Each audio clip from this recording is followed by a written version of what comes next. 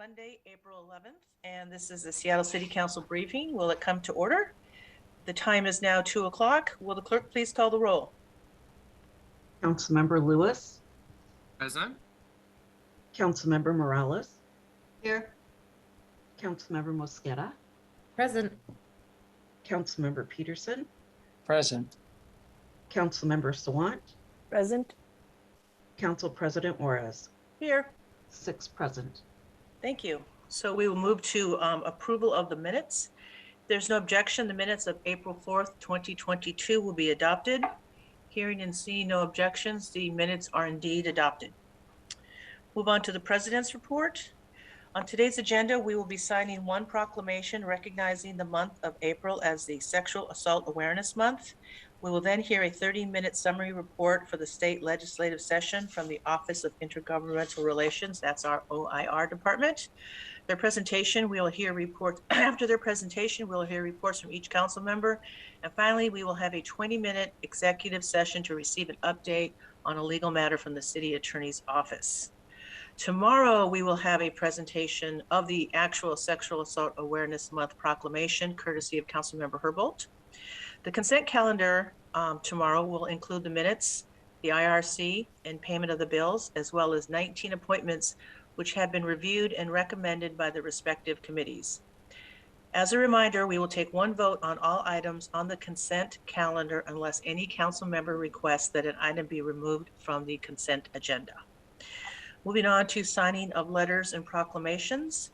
Councilmember Lewis, I understand, on behalf of Councilmember Herbold, has a proclamation for signature recognizing the month of April as Sexual Assault Awareness Month. Councilmember Lewis, do you want to go ahead and present that with us?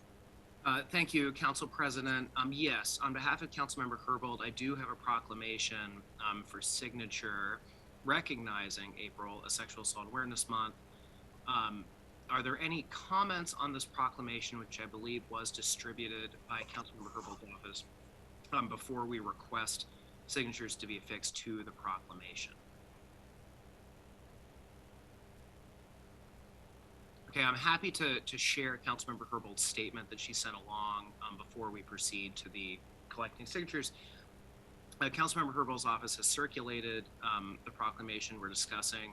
It was drafted with advocates from the Coalition Ending Gender-Based Violence and the King County Sexual Assault Resource Center. Mayor Harrell is concurring in this proclamation. The proclamation declares April to be Sexual Assault Awareness Month and notes the negative impact of sexual violence and trauma on adults, youth, and children, including fear, concern for safety, missed work or school, injury, and physical and mental health conditions, including symptoms of post-traumatic stress disorder. Councilmember Herbold will be at tomorrow's council meeting to present this proclamation to representatives of the Coalition Ending Gender-Based Violence and Sexual Violence Law Center. Council colleagues, after that statement from Councilmember Herbold, are there any questions or comments about the proclamation? And seeing none, I believe I can pass it back to you, Council President, to request signatures. Thank you, Councilmember Lewis. So with that, if there are no questions or comments, will the clerk please call the roll to determine which council members would like to have their name affixed to the proclamation? Councilmember Lewis. Yes. Councilmember Morales. Yes. Councilmember Mosqueda. Aye. Councilmember Peterson. Yes. Councilmember Sawant. Yes. Council President Juarez. Aye. 6 signatures will be affixed to the proclamation. Thank you, Madam Clerk. Moving on, we will now move on to the item of the state legislative session update. My understanding is we have the interim director, Gail Tarlington, along with Elsa Brown and Quinn Majeski. And Gail, interim director Tarlington. Before we get started, I know that we have, I should say for the record that you have provided materials to us. I believe there were 4 documents in total: the 2022 legislative final report, the final overview of the capital and operating budgets, and the Move Ahead Washington transportation document. So, and I just wanted to thank you guys, because I know that we have OIR at the end of session kind of do a wrap up with the documents and kind of walk us through it. But on the 2022 final report, I think that's like 19 or 20 pages. I'm really glad that you put in there, and I think you've done it in the past, but thank you for listing the bills starting on page 11 or 12 of the bills that didn't pass. I always think that's important to see what we keep, taking a run at every year, and if it doesn't pass, seeing what we need to do if indeed we want to take another run at it. So thank you for that. So with that, Ms. Tarlington, Interim Director Tarlington, I will let you go ahead and introduce your folks and go ahead and do your presentation. Thank you. Thank you, Council President Juarez, and to all of the members of the council. We are going to be presenting the wrap-up of the 2022 legislative session, which happened in 60 days. And our State Relations Director, Quinn Majeski, and State Lobbyist, Elsa Brown, have put together a summary as well as some really important statistics on everything that happened in that 60 days. And I think all of you will appreciate the amount of attention to not only the details, but the environment and atmosphere in Olympia this past session. Our colleagues and our city legislators were doing incredible amounts of work to help our city and our county and our state put the people first. And we look forward to the presentation. I'll have our State Relations Director, Quinn, drive the show, and I'll let Quinn and Elsa address the questions you may have. But thank you all so much for the time you gave us during session and for the participation you had personally in writing letters, giving testimony, following up with information for our Seattle delegation. Your involvement helped us achieve a lot for our city, and thank you so much. So Quinn, take it away. Thank you so much, Gail. So we are going to be primarily going through the 2022 session final report, the additional documents on the operating capital and Move Ahead Washington transportation proposal provide a greater granularity of detail that we won't be able to get into in our presentation today. However, we are happy to answer questions on any of the documents that we have provided. I'm going to go ahead and start with an overview of the operating budget. I'll hand it over to Elsa to cover capital, and then I'll come back with transportation. And we'll hit a few of the policy highlights, and then we'll try to reserve some time for question and answer. So kicking off, the operating budget included quite a few significant investments this year. Just a few of the highlights. There was $215 million in business assistance provided. And this is broken down into a number of categories for specific industries. There was $100 million for assistance for the hospitality industry, $25 million for arts and art businesses, $20 million for convention center and public facility districts, and then the remainder is allocated to a variety of small business assistance programs and funding initiatives, as well as a resiliency network. There were two pots of money for electric vehicle programs. There's $120 million for incentivizing conversion to electric vehicles. This can include, there was an earlier proposal from the House, specifically working on vehicles over 10,000 pounds, drayage trucks at the Port of Seattle and other port facilities. That was particularly of interest to our Office of Sustainability and Environment. This incentive funding can be used for that, as well as incentivizing other conversions to electric vehicles. There's also $69 million for electric vehicle community charging infrastructure. So this is the physical charging infrastructure, and those funds can be made through grant programs to a variety of governments, nonprofits, physical infrastructure. There's $100 million for utility arrearages. I know this is an area that has been of particular interest for our two utilities, Seattle Public Utilities and Seattle City Light, because they do have significant arrearages. There was some language added towards the end of the legislative session that restricts this a little bit. It can only be applied for customers who have already been using an existing assistance program, whether that is LIHEAP, LIWEEP, or a local ratepayer sponsored utility program, such as the city's utility discount program. That does limit a little bit the number of our customers who can participate. We won't be able to capture the full universe, but it is still assistance that will be helpful for the city. There's about just north of 75.6 million for emergency food assistance. This is primarily for the Washington State Department of Agriculture to provide funding through the farmers, the Farmers to Food Boxes program, which is connecting local Washington farmers with low-income folks in communities who are in need of food assistance. There's also some money of that pot set aside for capacity building for food assistance organizations to increase the throughput and capacity there. There's 74.1 million for predominantly Ukraine and Afghan refugee assistance. This will be predominantly administered through the DSA, the State Department of Social and Human Services, Office of Refugee and Immigrant Assistance, in direct assistance to those refugees who are being relocated to Washington State, as well as some pass-through grants to nonprofits who are serving those refugees. In the area of housing and human services and homelessness, there's 55 million for homeless service provider stipends to address the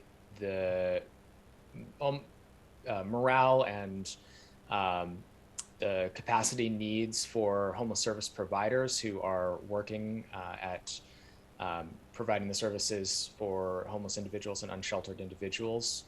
There's 45 million in statewide rental assistance. This builds on the funds that were allocated during last year in the biennial budget for rental assistance, and the funding will be distributed in a similar manner. There's an additional amount, 45 million, for grants to local governments and nonprofits to help individuals who are currently living in public rights of way transition into permanent housing solutions. And then finally, in this space, there's 27 million for landlord assistance, sort of the pair for the rental assistance for tenants to help mitigate losses for landlords related to lost revenue from tenant payments. Those are just some of the highlights in this space. The final operating budget document provides a lot more detail.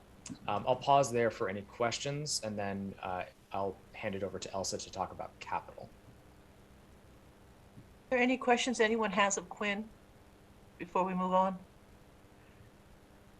All right. All right, Elsa. Thanks, Quinn. So this year was a historic investment in the capital budget, following on a previous historic year in 2021. So really large investments this year in the capital budget, particularly in the areas of affordable housing and shelter. So we saw 300 million this year for the rapid acquisition of affordable housing and shelter spaces. This is something that the city has been competitive for in the past, including 210 for competitive grants to purchase housing and shelter space of a variety of types that the city might see on the market to purchase. The legislature also invested 114.5 million in the Housing Trust Fund, and that sort of follows that traditional Housing Trust Fund formula that we've seen year over year at the Department of Commerce, and is something that's been an important part of the city's affordable housing work over time. Another big area for the legislature this year was around behavioral health. So both funding for existing behavioral health facilities, including some within the city of Seattle, but also 72 million for new beds in the form of crisis stabilization. So that was a big push this year. 10 million are earmarked for a facility in King County, but of the rest of that that are available for grants, they're not limited, geographically. So this region could also benefit from some of those additional investments in behavioral health. Another area of focus was on the Weatherization Plus Health program. This is a program that helps low-income houses update to better energy efficiency and health efficiency. So I think there's a recognition at the state legislature that, you know, sometimes those that have both weatherization problems, you might also have air quality or asthma issues. And so this is a program that sort of addresses those two features of people's houses in tandem. There was also funding for homeless youth facilities and funding to help public utilities connect affordable housing projects with utilities. So that's something that our utilities have been able to make use of in the past and apply to those grants to help get new affordable housing projects connected. So we are excited to see all those investments, and, you know, in particular, this huge investment in affordable housing from the legislature, which is really tremendous and larger than we've seen before. So thank you so much. Thank you. Are there any questions of Elsa regarding her report before we move on? Okay. Well, on the transportation front, the legislature approved the Move Ahead Washington Transportation Revenue Package. Mhm. The package will raise approximately just shy of $17 billion over the next 16 years. The revenue sources and funding allocations haven't changed significantly since the briefing that we did earlier on in the legislative session, except for the export fuel tax proposal was dropped late in legislative session and was replaced by two transfers from the general fund and the Public Works Trust Fund. The overview document that's provides a broad summary of both the revenues and spending, so I'm not going to go into too much detail there.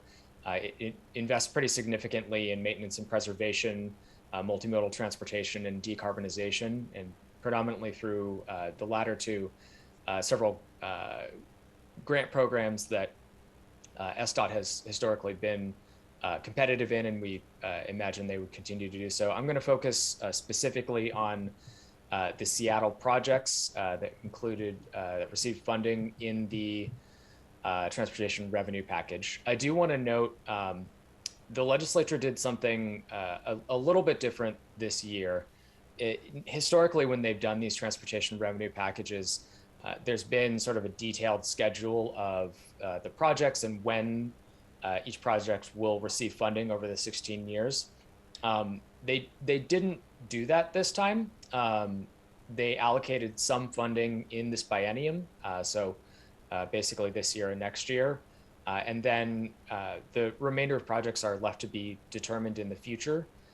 So this is something that we'll be working on in coming legislative sessions to make sure that we are securing those funds in the most timely manner that they can be used. But I do just want to note that for these projects that I'm about to speak to, we don't know exactly when the funding will be coming to the city, just that it will be.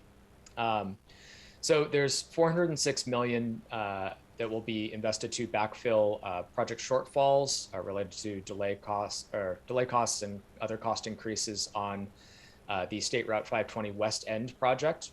Mhm. There's $50 million for improvements to the North Aurora corridor, specifically around safety improvements. There's $25 million and $25 million for the Ballard Interbay Regional Transportation Corridor, specifically predominantly focused on the Ballard and Magnolia bridges, but also several spot improvements, freight spot improvements in that corridor.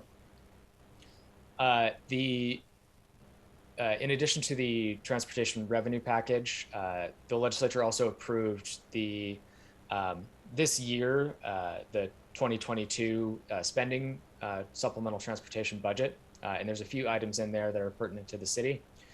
The 2022 supplemental budget included $9 million for WashDOT to reimburse the city for delay costs associated with the COVID-19 pandemic on the Alaskan Way Surface Street reconstruction.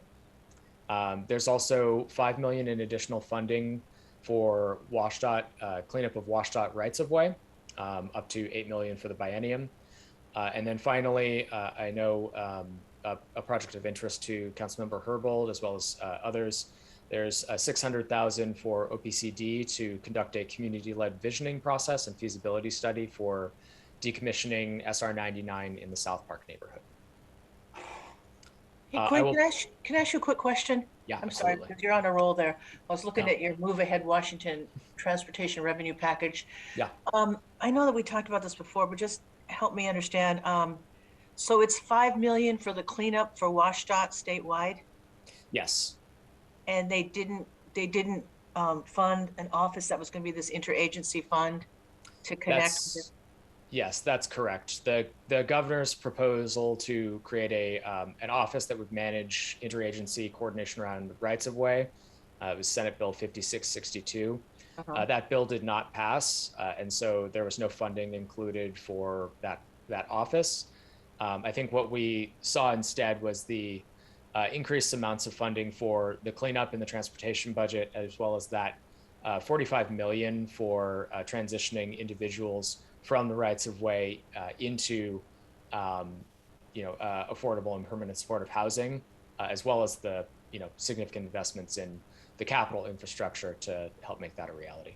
So we got funded to help people get into housing, and we got 5 million statewide to clean up along I-5 or WashDOT. Okay, Yes. thank you. Any other questions on transportation?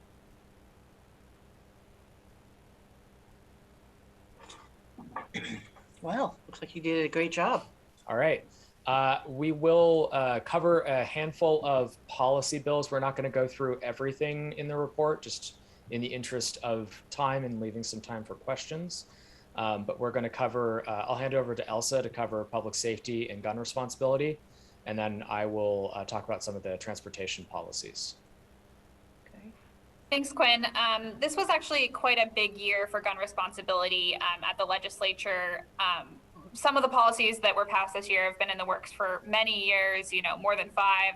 So Senator Lea's sponsored 5078, which banned the manufacture and distribution of high-capacity magazines.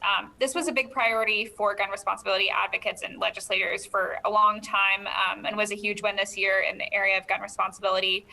But not the only one. We also saw bills around restricting weapons in civic spaces and closing the ghost gun loophole. So the first bill from Representative Sen was a follow-up to a bill passed in 2021, which banned open carry on the Capitol campus. This extended sort of that prohibition to local governments, including school boards and city halls, and also election and ballot facilities. So, sort of what the legislature did for their own, public meetings, they did for local governments and school boards. And 1705 from Representative Berry closed the loophole around the manufacture and sale of ghost guns. So basically treating them the same as other firearms within the state. So it was quite a large year for gun responsibility in the legislature.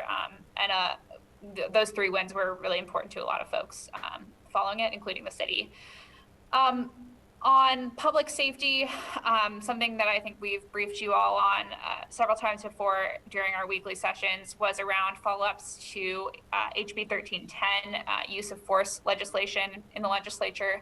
There were 3 bills this year that updated that legislation, 1719, 1735, and 2037. A 4th bill, 5919, did not move forward this year. So we've been sort of tracking all 4 of those and sharing that information with you all. The first was on military equipment. I think the goal of this bill was to provide greater clarity that law enforcement would be able to use less lethal methods under this use of force legislation. The second was regarding behavioral health interventions from Representative Johnson. And this was a big focus for a lot of affordable housing and behavioral health providers this year to clarify that law enforcement would be able to join in helping those providers with folks experiencing behavioral health crisis. The final bill, I think, was the most controversial of the 3, or sort of the most significant for for many advocates, 2037. That defined physical force in law and modified the standard for use of force. So I think some of you have been following this legislation quite closely, but it modified the state language around Terry stops or when people are fleeing from stops. And as I said, defined physical force in law. So those three bills were around sort of the police use of force subject area. A fourth bill that I would just highlight that Councilmember Herbold and I believe some others have been following is around catalytic converters. HB 1815 updated a number of areas related to the theft of catalytic converters, including new regulations for scrap metal processors, but it took a number of other steps, including a creation of a Consumer Protection Act violation, as well as the creation of a work group to study further solutions needed to help address the theft of catalytic converters. That's what I've got for public safety. The only question I had was the H Bill 2037, House Bill, the use of force, and the ones that didn't pass. Is this the one that started out? Is this one that kind of all of them collapsed into that everyone could agree on the use of force? I do not think that everybody could agree on this one. Okay. I think there was originally sort of an idea that these would all be in one piece of legislation, and that did not turn out to happen.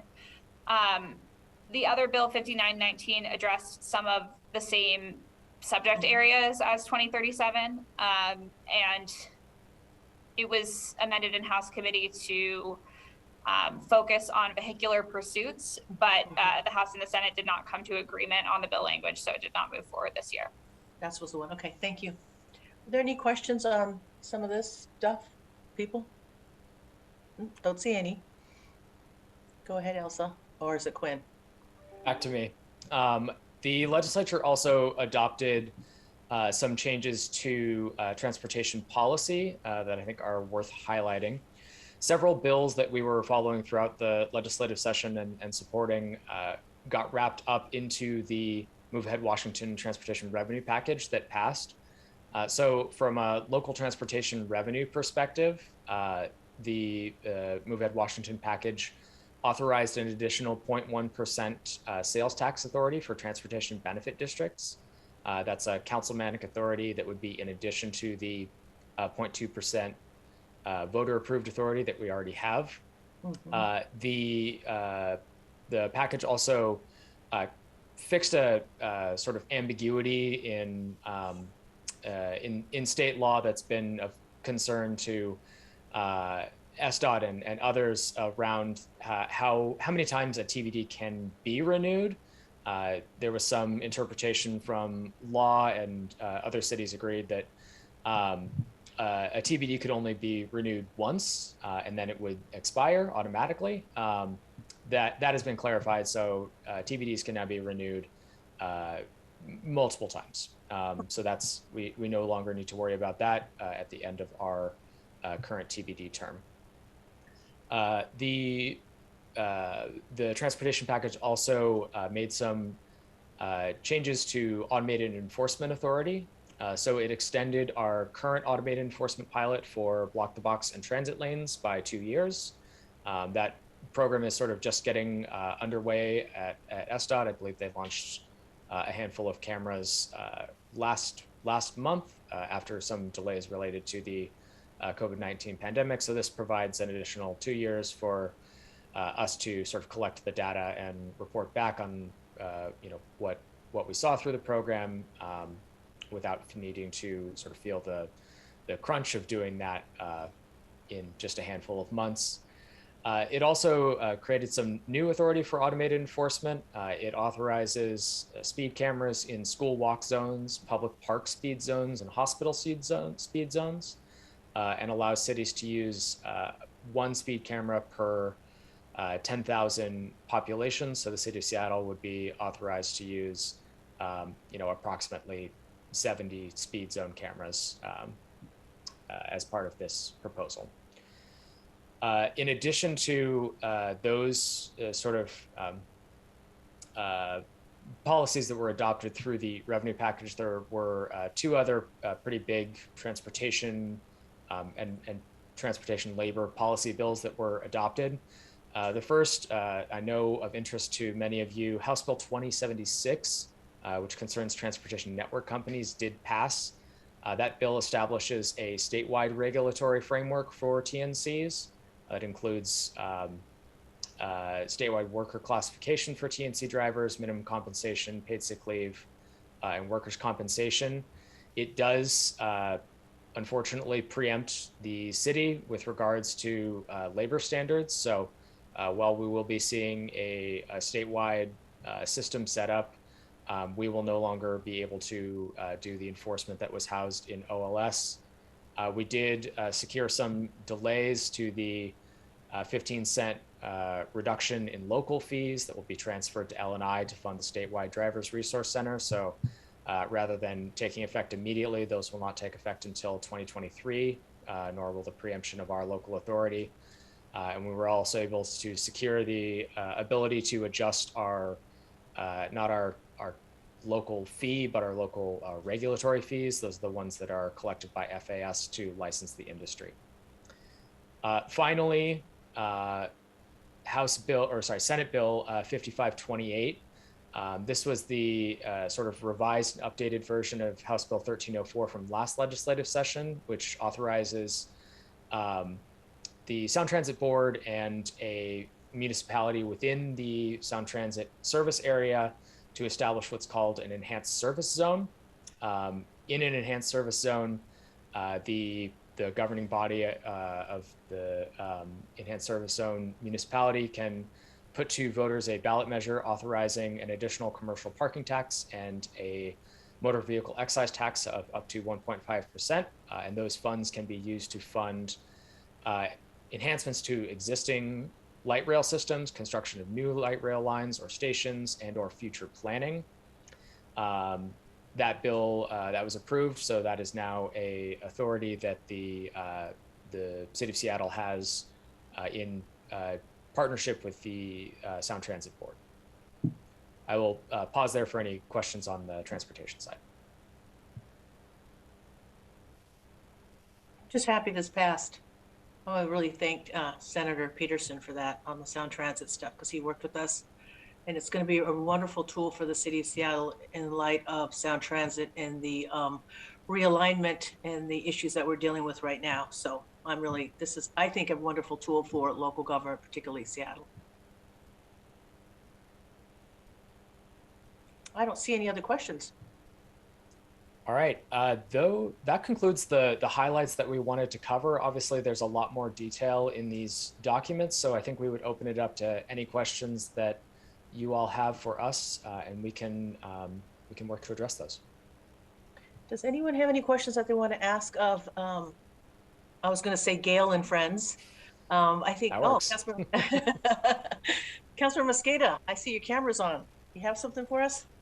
Well, I first just want to say thank you. I know that we've already said that a number of times this year, but in this final presentation, I want to say thank you for all the work you've done this last legislative session and the sessions before that were also transitioning to, the pandemic year, and then in the midst of the pandemic, and then doing this really heroic work in the beginning months of a new administration. Really thankful for all you've been able to accomplish, and especially when we look at that budget, there's so many important funding streams coming to Seattle and to our region that you noted, and some of which I'm hoping also can help offset some of the ways in which Seattle has stepped in and provided additional support in the midst of the pandemic, as we see the state legislature building back some of their programs and expanding those because of your great advocacy. I think it's going to really help our region and our residents. So just wanted to say thank you for all of that work and the tough negotiations that you did on a number of bills. All of that work is noticed and seen and greatly appreciated. So thank you very much to your team, Director Charlton, and to you as well.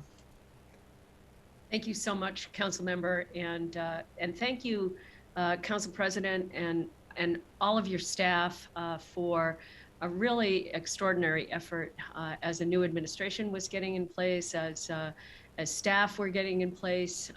We had to kick off a legislative session that was seeing historic revenues to the state, historic revenue surplus. They had to make a lot of decisions about dealing with the pandemic. And our team here, including our contract lobbyists who are working on the ground virtually in Olympia with us, and for all of you to make sure that the priorities of the city were consistently and effectively and very intentionally weighing in on the final decisions that had to be made in a really short period of time. And so this is the last presentation to the council regarding the state activities until Quinn and Elsa start gearing up with your staff and with the city departments to start thinking about 2023. So we will be keeping you involved and aware of all of those discussions, and really appreciate how much time you have devoted to staying in touch with us. And we hope to be able to return the favor so that everyone is ready for 2023, which will be, relatively speaking, just around the corner. Thank you, Interim Director Tarlington. I think the only thing I would probably do a follow-up, but just do it with you guys offline, is the TNC that passed, and how that preempts what the city has done. Sometimes when Seattle passes laws and then it goes statewide, it's a good thing. I think a good example is the $15 minimum wage and what that did. And then sometimes we kind of see it go the other way. So I'm going to be looking to you guys to kind of help me walk through the policy of that gap in between of how we settled the state law with the city law coming up with the TNCs and some other things that I see coming over the horizon.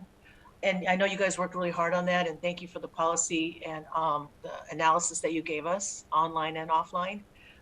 That goes to your leadership, Gail, and your experience in the state legislature. I'm very glad you're there because you know all this stuff forward and backward. So I look forward to working more with you guys. Is there any my colleagues have any other questions for our great OIR team? Okay, well, I think you've done your job then, and we'll see you again soon. Thank you so much. Thank you. Thank you, guys. All right. So we are, now that we're done with our state legislative update, let's go through to our preview of city council actions, and Councilmember Lewis will start us off. And let me just go through quickly on the roll call order. We'll start with Councilmember Lewis, Morales, Mosqueda, Peterson, Sawant, and then myself. And then when we're done, we will go into executive session. So with that, Councilmember Lewis. Thank you so much, Councilmember Juarez. I will be giving Councilmember Herbold updates in her absence as well. Okay. So I think I'll go ahead and start actually with those. So the Public Safety and Human, so this is Councilmember Herbold's update. The Public Safety and Human Services Committee is meeting tomorrow, April 12th. The items on the agenda include an update on the Statement of Legislative Intent on citywide hiring incentives, Seattle Municipal Court Probation Evolution Update, and that's update for where they've been and what their plans are for going forward in 2022. An update on the Statement of Legislative Intent on the federal task forces and SPD interaction, and that is SLY SPD-018-A-001 for folks who are keeping track of our SLYs. And a council bill pay up that I am co-sponsoring actually with Councilmember Herbold, Council Bill 120294. And I'll speak a little bit more to that in my update, and I'm sure Councilmember Herbold will speak to it in committee and at briefing next week. But this was a proposal unveiled last week. There was some press availability with Councilmember Herbold, myself, and people from Working Washington and drivers for some of these app-based companies. And again, I will touch on that in my updates. On Tuesday at 6 p.m., the Consent Decree Monitor and the Community Police Commission are going to host a community engagement meeting on the use of force policies. The monitor's preliminary use of force assessment is available at the Monitor's website at seattlepolicemonitor.org. Additional information is available at the CPC website and Councilmember Herbold's newsletter at herbold.seattle.gov. The Office of Police Accountability released their 2021 annual report. That report is now available on their website, and I've seen it shared on social media by a variety of different news outlets. Finally, the Community Safety and Communications Center's Protocol System RFP was published on March 15th and currently is awaiting responses. Those responses for requests for proposals to bid on that protocol system are due on Thursday, April 14th, so this week. Those are the updates from Councilmember Herbold, and I will now move on to my updates. So we will be having a committee meeting on April 20th, so that's a week from this Wednesday, to provide updates on some of our homelessness budget items from November, as well as some progress on existing homelessness programs and interventions. I've sent an email to the Regional Homelessness Authority as well as the Office of the Mayor, just to get an update on some of the items that the council funded, as well as some of the things being discussed in the news and between different agencies like the Just Care program, which currently does not have an identified funding source, but which a number of us on the council would like to continue. So that is going to be part of what we will discuss at the April 20th meeting, just to get an update on where we are with that. The last time the committee received such an update, I believe, was in early February. So I think we are due to dive into that again and just kind of see where we are with our partners. On Clean City updates, so between March 28th and April 4th, Clean City Initiative recovered 1,428 needles, 399,080 pounds of trash from 24 different trash pickup locations, including in the Chinatown International District and the Magnolia neighborhood. And that is the update for this last period on Clean Cities. Like getting those updates and seeing what's going on the ground. Libraries, more than 2,900 fourth and fifth graders participated in the Global Reading Challenge competition this year through the Seattle Public Library, and even more came to author talks and joined book groups in their schools. The Global Reading Challenge welcomed 8 teams into the city finals with 115 people in the virtual audience. So it's good to know and to hear from our partners at the library that even in these times of limited in-person interaction, that programming has been able to continue to move forward. The Soul Pole reinstallation, which I referred to during last council briefing, I announced it was scheduled to occur, did occur on Tuesday, April 5th. That can be watched and reviewed on the Seattle channel, and definitely encourage everyone to take a look at that important work. Finally, I do just want to briefly comment on some of the discussion in the media. I had a happy occasion to talk to Danny Westneat about some of my thoughts regarding some of our ongoing work around intersections of homelessness and homelessness encampments and areas of concentration of criminal activity. I appreciate Danny Westneat spotlighting data from city departments on the incredible correlations that make our neighbors experiencing homelessness particularly vulnerable to being victims of crime. I want to thank Paul Kiefer from Publicola for writing a similar piece with the same data in early March, so early last month, to bring attention to this. I think it is an important discussion. One of the only things I might take issue with Danny Westneat's characterization is I don't think that these are new observations from myself or council members. I think that in council briefing, I know speaking for myself, these are things that I've been saying at least since August of last year. So I don't really know how new this is as something that we've been discussing. I would also say I don't think that the remedy that Paul and Danny reported on, the fact that we don't have similar issues related to crime and disorder in tiny house villages, in just care supportive shelters, does further bolster and prove that our neighbors experiencing homelessness, when given a place to live that is dignified and that is humane, are good neighbors. And in every neighborhood in my district where we have one of these sheltering options, there has been no presentation of public safety issues as a result of having our neighbors who used to be in encampments and are now in a safe, dignified place to live. I did just want to also highlight that I could share an anecdote about all 8 of my colleagues here on the council and their commitment to building and expanding those kinds of interventions. And, you know, I don't know that enough credit or association is always given to what those efforts have done to move forward critical public safety initiatives in parts of the city. If it weren't for the efforts of this council, Ballard Commons Park would still be an encampment today, and the people who used to be living there would not be living with 4 walls and a door that locks. They'd be living in a tent.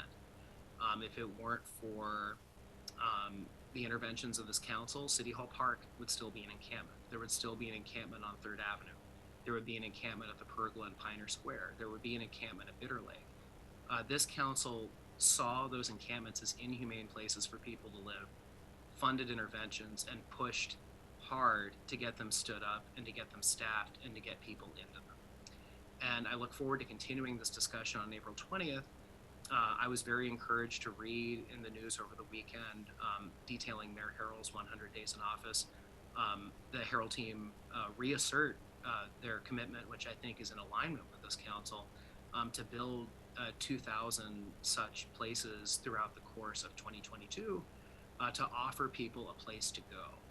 And we have seen from last fall to the present day that when we have those placements, we are able to offer people experiencing homelessness in these encampments a desirable place to go, and people go.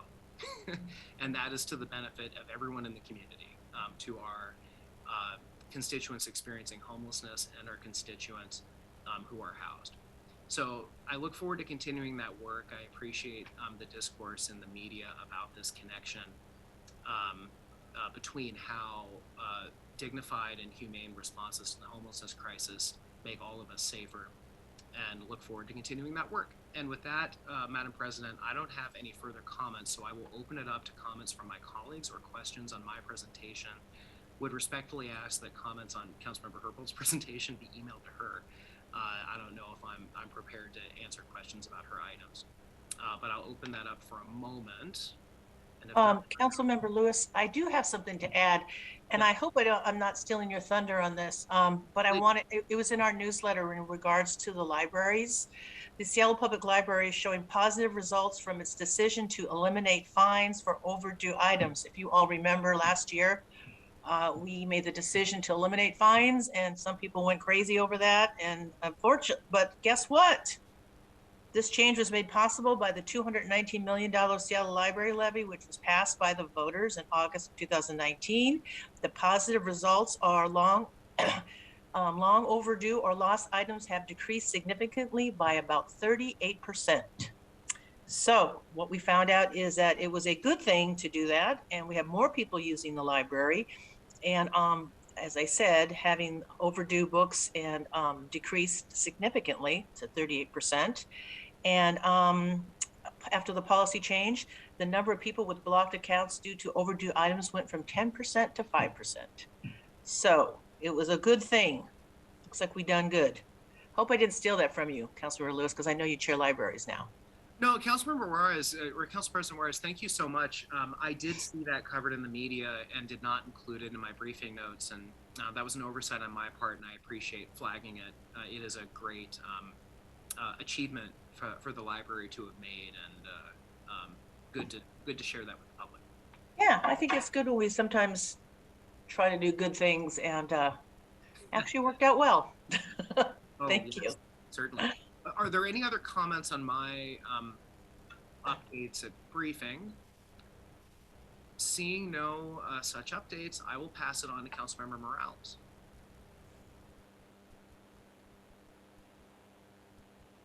Who is muted? Yes, indeed. Thank you, Councilmember Lewis. Good afternoon, everyone. Let's see, I will start with committee. Last week, my committee voted to recommend one appointment, Sophia Fang, to the Seattle Arts Commission. We also voted to recommend passage of 3 landmark preservation ordinances. So those will be, all of those things will be coming to full council on the 19th. One of those, so the 3 landmark preservation ordinances are for La Quinta apartment building, El Monterrey apartment condo building, and the University National Bank. So those will be before us next week. This weekend, I had the pleasure of joining Mayor Harrell at the Restore Seattle on a walking tour. Started down in Pioneer Square and started with a really fantastic storefront called Taswira. The young entrepreneur who is running that is working with an organization in, I believe she said in Kenya, to support women business owners, entrepreneurs there. So she's importing products and using some of the design that she's seeing in Africa to create products here that she's selling at her storefront in Pioneer Square. I encourage everybody to go check it out. It's a really amazing space. Last week, my staff and I also had our quarterly strategic planning meeting to make sure we're all on track for this year.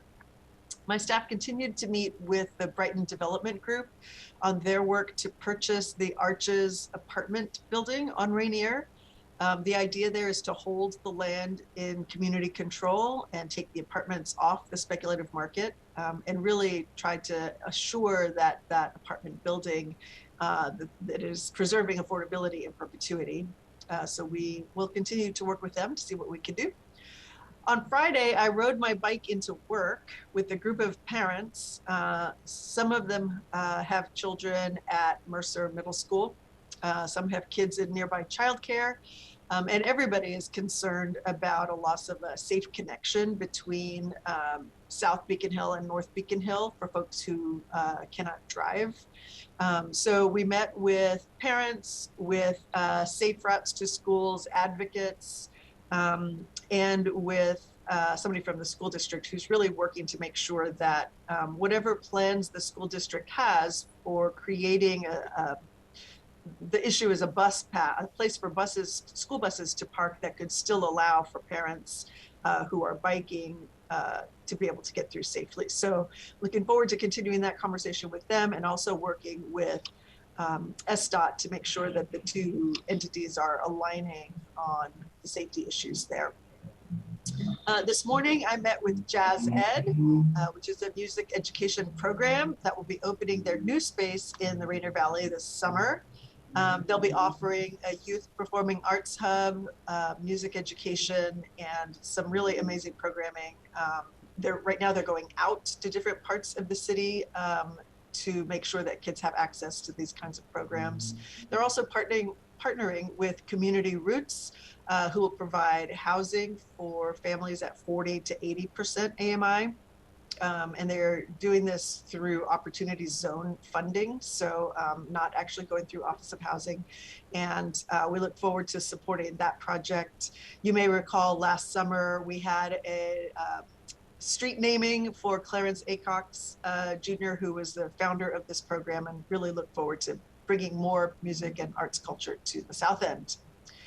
This morning, I was honored to join Mayor Harrell in welcoming a delegation of government and industry leaders from our French sister city, Nantes, and regional leaders from the Pays de la Loire region.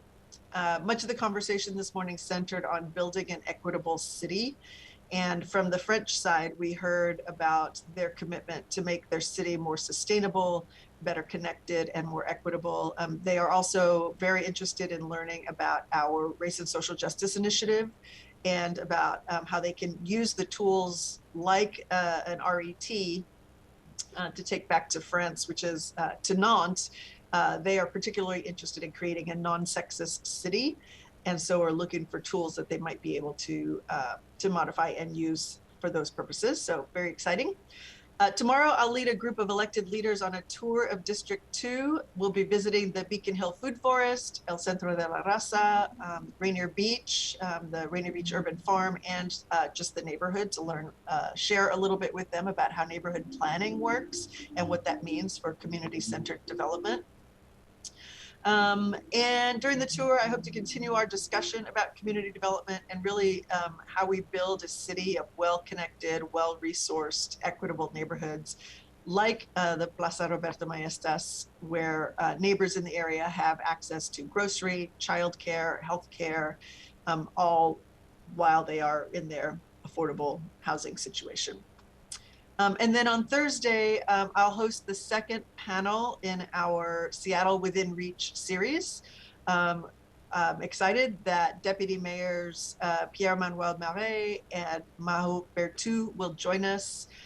We'll also have Chicago Alderman Carlos Ramirez Rosa and Miguel Maestas and Estela Ortega from El Centro de la Raza will also be part of that discussion.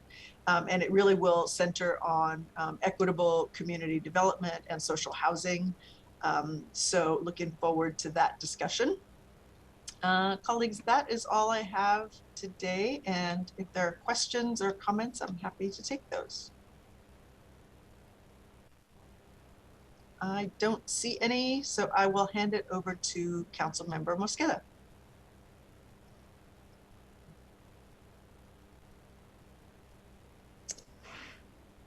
All right. Well, good afternoon, colleagues. The next Finance and Housing Committee meeting is going to be on April 20th at 9:30 a.m. We're going to have the payment of claims resolution and template, which we had discussed in our meeting in late March. We did not get a chance to get to that in our last committee meeting, so we will have that for discussion and possible vote at our next committee meeting. We'll also have the Office of Economic Revenue Forecast presentation and a presentation from the City Budget's Office forecast presentation.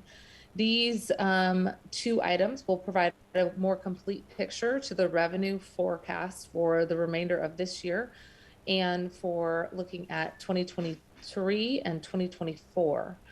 I'll provide a quick summary of the Economic Revenue Forecast Council, for which Council President Juarez and myself sit on, along with two representatives from the Mayor's Office, which just met on Friday.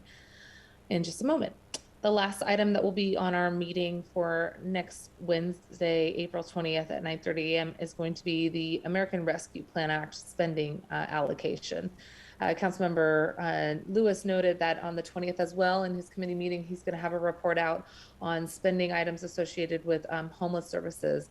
And so I think it'll be a good combination between the presentation on that topic and the overall presentation on American Rescue Plan Act dollars and how we're doing with allocating the funding that Council and the previous administration had approved. We really appreciate the monthly updates that we receive from the executive, and these are the quarterly reports out in our Finance Committee meetings so that we can keep an eye on how the allocations are going. We're also going to be asking some questions about not just whether or not funds are encumbered, but where we're at in the process and getting all of those ARPA funds out.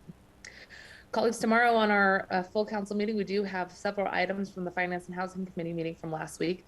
This includes 5 new appointments to the Housing Levy Oversight Board and 6 reappointments to the Housing Levy Oversight Board. It includes 2 new appointments and 2 reappointments to the Sugary Sweetened Beverage Tax Community Advisory Board. And it also includes a amended piece of legislation for you related to the capital projects watch list. I want to thank all the colleagues who offered amendments in our committee meeting and were able to get their items incorporated in that project watch list, even if you were not on council, if you were not on the committee meeting. And thank you for your work with us to get that updated before it left committee. Look forward to having your vote on that tomorrow. In terms of an update, as I mentioned, I was going to meet with the Wedgwood Community Council meeting. I did get a chance to have that discussion with community members last Tuesday, and I was really inspired by a lot of their questions and excitement around the comprehensive planning process, inclusive zoning, the desire to create more affordable housing and density, and really a lot of the interest that they expressed, especially for the legislation that we discussed earlier today in this briefing, but also in previous council briefings with the OIR team related to Representative Bateman, Senator Saldana, and Governor Inslee's legislation on greater density across the state. So I want to thank the Wedgwood Community Council for their forward thinking on those items, and I look forward to continuing to work with them and our city as a whole as we continue to look at ways to create a more inclusive, affordable, walkable, dense, and inclusive city for all. On Friday last week, I had the chance to meet with the Economic Revenue Forecast Council. I am now have the pleasure of serving with Council President Juarez on that council and had the honor of being appointed as chair of that council. Again, this is a council that's been established by our previous Seattle City Council, was signed into law by the mayor's office. This Revenue Forecast Council is the opportunity for us as a council, along with the executive and members of the public, to get in real time joint updates on what the revenue forecast looks like, instead of having that information just be digest within the city's budget office. This is an opportunity for us to use a revenue forecast council process similar to King County, similar to the state that has the LEAP program and independent revenue forecast office as well. And we had a great conversation on Friday last week and accepted the revenue forecast that the Office of Economic Revenue Forecast Office presented to the council. We will also have a summary of that discussion in our committee meeting, as I noted, coming up next Wednesday on April 20th, but I'll give you the highlights from that. And please do tune in to Seattle channel, who is broadcasting those council meetings live, so everybody gets the information in real time and has it recorded for the good of the public as well. The good news is that the overall forecast increased. Our overall revenue forecast has increased to the tune of $32.5 million available in new general fund dollars for the year 2022. And there's also been an increase of $57.3 million in non-general fund. Of course, that includes things like REIT and Jumpstart. The non-general fund dollars, as we know, is dollars that are specifically allocated for specific purposes. So I'm distinguishing between the $32.5 million for general fund, which is also great news, and in addition to that, $57.3 million for non-general fund. I also want to note that this picture is not yet complete because there's a number of revenue sources that still remain within the city's budget office, and the CBO will be coming to our committee meeting next week, as I noted, to provide an overall forecast for the rest of the revenue streams. We will be able to get that information on April 20th, again, to see the fuller picture of what all of the revenue streams mean for the forecasting, not just for 2022 and what is available for us in terms of meeting the need of our community this year, but how we prepare for 2023 and 2024. I'll also note and lift up part of the forecast news, which is much of the forecasting is still volatile given the international uncertainty and increased expenses. That includes the ongoing wars, plural, across the globe, and also increased expenses such as things like interest rates. The city still faces a revenue gap. I'm not going to call it a shortfall, but a gap in long-term needs and short-term revenue sources to fill those needs, much of which we've been able to also help address, not just with Jumpstart, but also with the American Rescue Plan Act dollars. But the news does show us that investments in our community, including investments through Jumpstart Seattle's progressive revenue tax, is helping to not only keep the trains running, but provide core services, core government services, keep people employed, invest directly in workers and the most vulnerable, and also into our smallest businesses, which has helped to generate greater economic activity. I will also note that the inclusion of Jumpstart Seattle in the revenue forecast this year allowed for us to see that there is a projected increase of close to $44 million for over the November projections for 2022 Jumpstart revenue, bringing the total for Jumpstart revenue to $277 million. As folks were reporting out on Jumpstart revenue and saying, you know, there's a lot to be figured out in terms of how the return to work ends up settling down for some of the industries that are seeing some of the largest increases in the largest increases in economic activity, specifically in information technology. There's a lot to sort of see how in a hopefully one day post-COVID world, how this all settles out. As was noted in the presentation, even the pessimistic forecast for Jumpstart makes me very optimistic. So I wanted to repeat that because it is at this point $277 million just for 2022 alone. We're going to have some more updates for April 20th at our meeting to look at the fuller revenue picture again. And I want to thank members of the newly created Economic Revenue Forecast Council, the Economic Revenue Forecast Office, and thank as well CBO for their upcoming presentation on the 20th. And then lastly, Madam President, just a quick update from FAS. I want to thank them for their ongoing work with logistics and emergency management. They have now distributed over 265,000 masks throughout Seattle.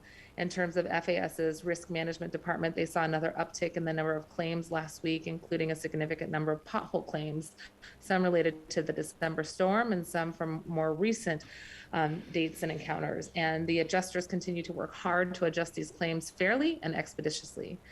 Regarding facility operations and Waterway 20, there is work going on currently with Herrera, a consulting group, to submit a draft of the Phase 2 environmental assessment plan by April 20th. FAS is working on stormwater management plan to submit a letter to request extending the Waterway 20 permit to DNR in March. This extension is for 16 months. And lastly, the Class 1 rating. FAS's fleet management assisted the Seattle Fire Department in becoming the first fire department in the state of Washington to receive the most exemplary protection class rating. That's a Class 1 by the Washington Survey and Ratings Bureau. Congratulations to them. And that is my update, colleagues. Madam President, seeing no questions or comments, I was going to hand it off to Councilmember Nelson. I don't see Councilmember Nelson, so next in line would be Councilmember Peterson. Good afternoon. Thank you, Councilmember Mosqueda.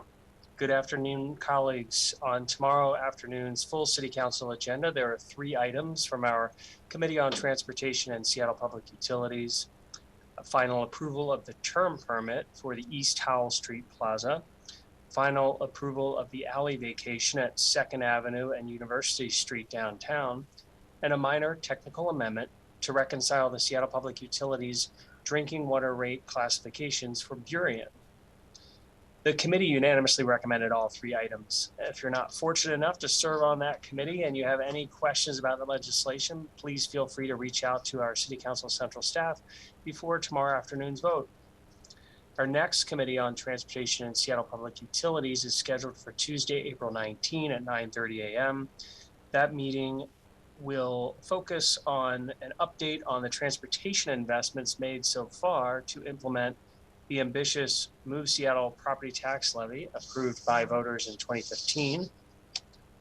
Next week's committee will also include a summary from city departments of their initial comments on Sound Transit's draft environmental impact statement for the forthcoming light rail lines and stations of the West Seattle and Ballard Link extensions.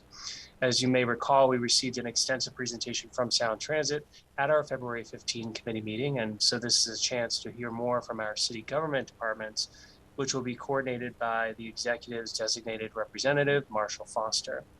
Representatives from Sound Transit staff will also be at the committee again to speak to some of the key themes from the community comments they've been receiving thus far on that draft EIS. All council members are invited to this committee meeting on Tuesday, April 19 at 9:30 a.m. And of course, Seattle's Marshall Foster and his team will be available at any time to each of you individually. And of course, we're ably represented on the Sound Transit Board by Council President Juarez and Mayor Bruce Harrell. Speaking of transportation, the mayor's office announced their formation of an experienced and diverse search committee for a new permanent director of the Seattle Department of Transportation. I agree with the mayor's sentiments from their Friday afternoon press release, which said, Seattle deserves a transportation system that is safe, reliable, and equitable, and our SDOT director is instrumental in implementing that vision. Their press release continued, we have an opportunity to appoint a champion for innovative thinking and back to basics fixes, a collaborator who builds bridges and repairs them. As stated in the executive's press release, Kristen Simpson will continue as the interim director until a new director is nominated and approved. Ultimately, the candidate selected by the mayor will go through a confirmation process at the City Council pursuant to Resolution 31868. Thanks again to Councilmember Mosqueda for her leadership in crafting that 2019 resolution for approving appointments. District 4, I want to thank SDOT and the Herald administration for their responsiveness in dedicating a construction hub coordinator for the entire university district in the heart of Council District 4.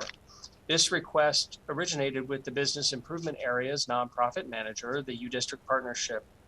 And I'm glad my office was able to advocate for this increased attention and coordination within this urban center that has been undergoing substantial redevelopment.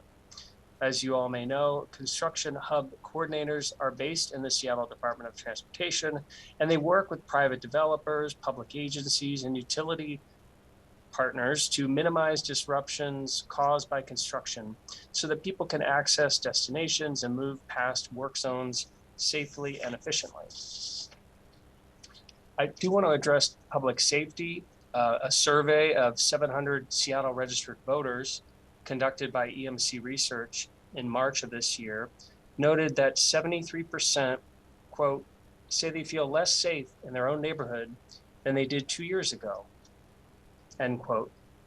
We received from the Seattle Police Department's Chief Operating Officer their weekly report on shootings and shots fired.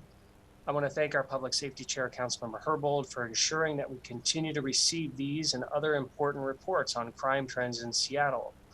These current trends are alarming. Quoting from SPD's report, year-to-date homicide events are up 78%. Year-to-date shootings and shots fired events are up 91%, with 187 events compared to 98 events last year. And shootings are up 164%, comparing the same 2 year-to-date first quarter periods of time, 2022 and 2021. This increasing trend citywide for shootings is consistent with the increasing trend we see on SPD's online crime dashboard for both violent crime and property crime. My office has also heard an uptick in public safety concerns from residents and small businesses in North Seattle, particularly in Wallingford, Roosevelt, and the U District neighborhoods. And I want my constituents to know that I hear them. We also know that certain crimes tend to increase during the hotter summer months. Summer is coming, and we'd like to see a plan. The strategic plan that we saw at our committee 2 weeks ago was very high level and aspirational, but could benefit from implementation specifics. I know public safety is a shared priority with the Herald administration. So if there's not time at Public Safety Committee meeting tomorrow, I believe we'll be hearing from Seattle Police Department again at the committee meetings on April 26 and May 10. Some questions I have are, when should the council expect to receive a more detailed and holistic public safety plan that addresses the SPD staffing shortage, not only by increasing recruitment incentives and retention programs such as officer wellness, but also by deploying alternatives to traditional police emergency responses. Alternatives could include existing nonprofits such as Community Passageways, as well as new ideas such as the Denver Star program.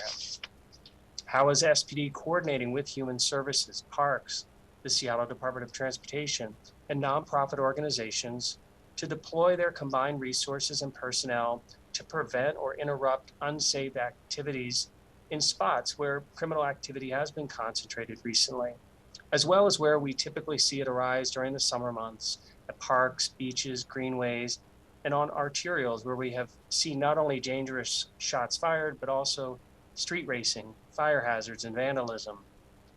I'm heartened by the Herald administration making public safety a priority. I also support Councilmember Nelson's resolution focused on the city government priority of public safety, which was officially introduced today, and which calls for lifting of a city budget proviso to fund staffing incentives. I look forward to hearing more at our committees about the executive's detailed plans to prevent crime throughout Seattle, including details on appropriate staffing, as well as alternative emergency responses. Thank you. That concludes my report. Happy to answer any questions.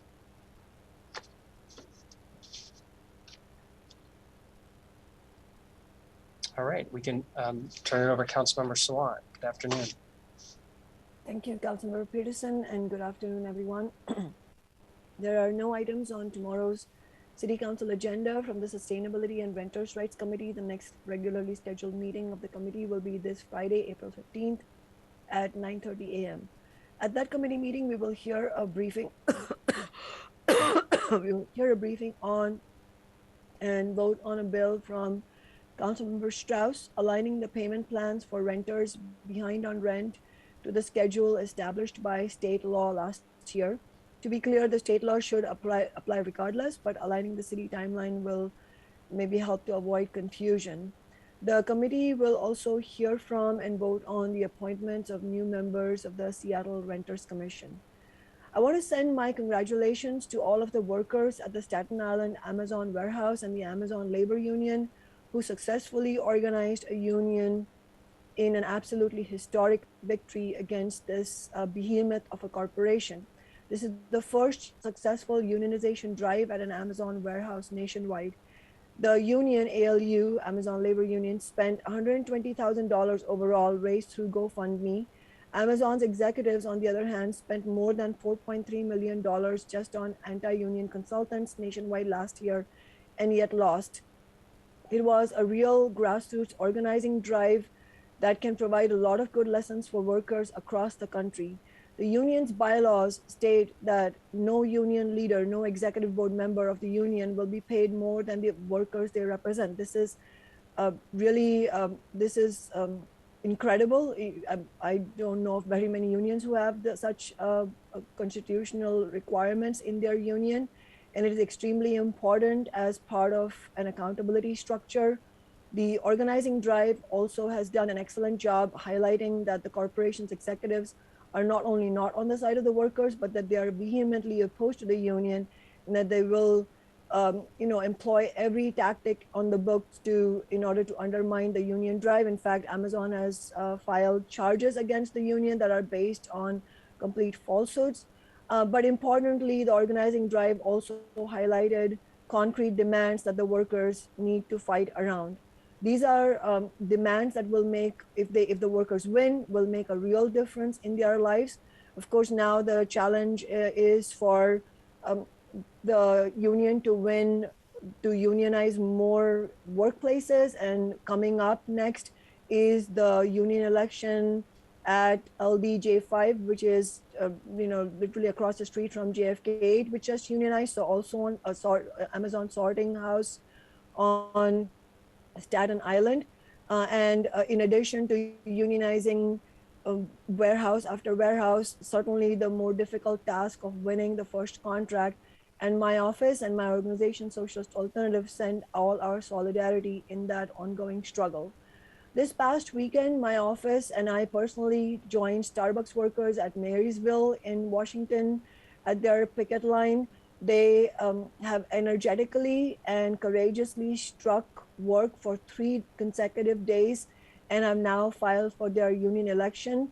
And they have also highlighted many concrete demands, including a living wage with adjustments for inflation.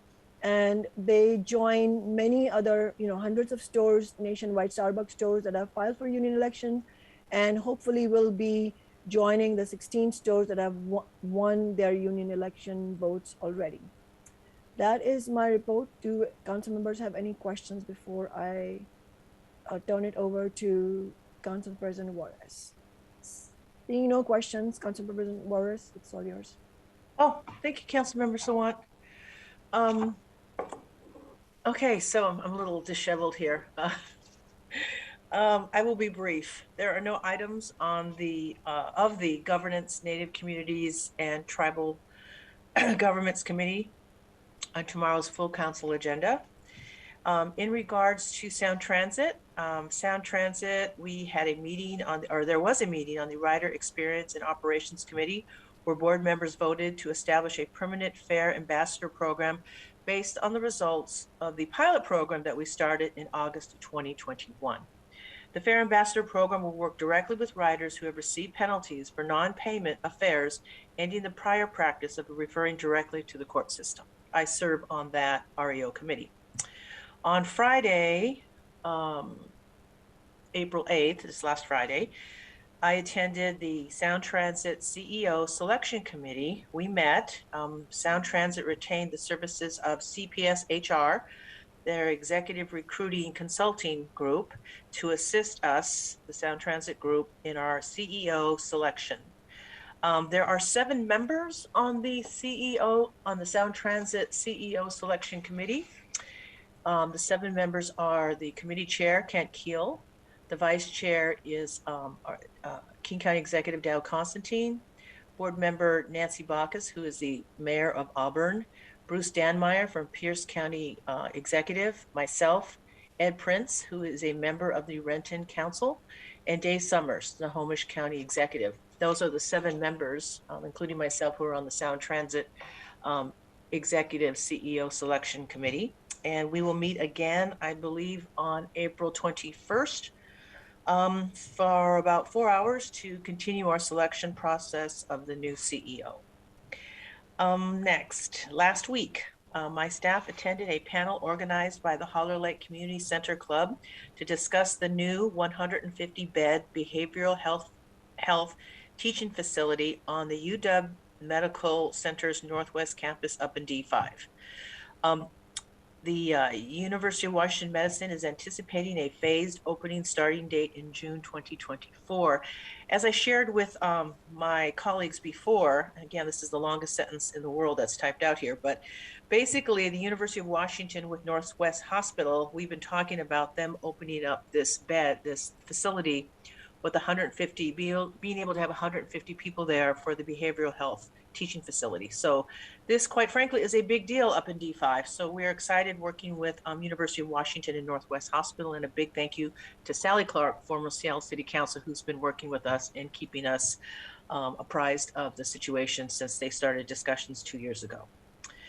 Staff attended the North Precinct Advisory Council, the NPAC meeting, where Deputy City Attorney Scott Lindsay presented the new City Attorney's priorities. Staff also participated in a sound transit tour highlighting possible station placements for West Seattle and the Ballard Link extension for the CID, Soto, Duwamish, and West Seattle segments. And I'll keep you guys informed on that as we move forward. Staff also toured the Duwamish Longhouse and Cultural Center, meeting with Chairwoman Cecile Hansen. Thank you, Duwamish, for inviting our office for an opportunity to come down and tour the Longhouse. And finally, staff attended the Economic Revenue and Forecast Council on my behalf regarding the most recent April forecast. Thank you, Councilor Mosqueda, for your leadership on the Forecast Council. Upcoming this week, I will connect with Elise Conte, a good friend of ours, to D5 in the city of Seattle. She's the Vice President for Development for Simon Properties, and we're going to discuss the Northgate Station development, formerly known as Northgate Mall.